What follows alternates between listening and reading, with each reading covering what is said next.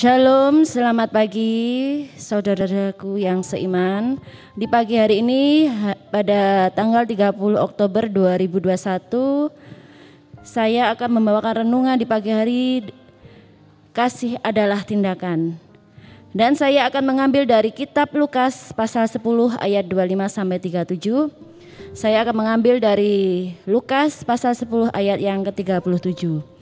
Jawab orang itu, orang yang telah menunjukkan belas kasihan kepadanya, kata Yesus kepadanya, pergilah dan perbuatlah demikian.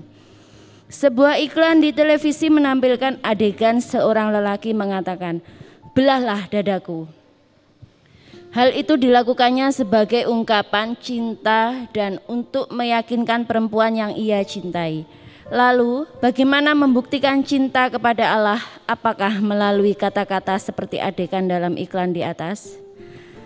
Mari memperhatikan apa yang dikatakan Yesus dalam teks ini. Seorang ahli Taurat mencoba Yesus. Ia mengajukan pertanyaan, Guru, apa yang harus kuperbuat untuk memperoleh hidup yang kekal? Yesus lantas menjawab pertanyaan itu dengan meminta si ahli Taurat menjelaskan apa yang tertulis di dalam hukum Taurat.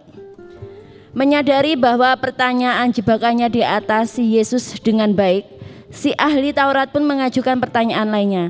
Siapakah sesamaku manusia? Maka Yesus pun menjawab melalui sebuah perumpamaan. Ada seorang yang dirampok dan dipukuli hingga nyaris mati. Imam dan orang Lewi, orang yang dianggap memahami hukum Taurat, melihat sang korban tetapi melewatinya. Kemudian lewatlah orang Samaria, orang yang dianggap jauh dari Allah. Orang Samaria inilah justru yang menolong, menunjukkan belas kasihan kepada korban. Orang Samaria itu menjadi sesama bagi sang korban.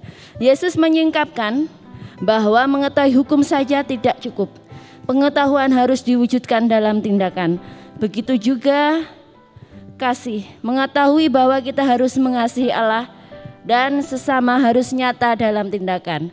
Mengasihi Allah berarti menghormati dan menaati Allah dan hukum-hukumnya. Mengasihi sesama berarti menunjukkan bela rasa. Kasih itu tindakan, bukan slogan. Kasih itu nyata, tidak abstrak. Setelah kita baca renungan ini, mari kita berdoa. Tuhan Yesus, terima kasih karena Tuhan selalu mengajarkan kami dan mengingatkan kami agar kami sebagai manusia tidak boleh egois, hanya bisa mencintai diri kami sendiri dan mengasihi diri kami sendiri. Tetapi ya Tuhan, tolong ajarkanlah kami bagaimana bisa mempunyai rasa bela rasa kepada sesama, bahkan makhluk hidup yang ada di dunia ini. Tuhan, semoga kami selalu bisa mengasihi sesama kami, bukan hanya perkataan saja, tetapi perbuatan juga yang akan kami lakukan sesuai dengan perintah-Mu dan sesuai dengan ajaran Tuhan, bahwa kita harus saling mengasihi antar sesama kami. Terima kasih ya Tuhan atas ajaran Tuhan yang begitu luar biasa, agar kami menjadi manusia yang baik di mata Tuhan dan berguna untuk semuanya. Terima kasih ya Bapa, hanya di dalam nama-Mu kami berdoa. Haleluya, amin. Terima kasih, shalom.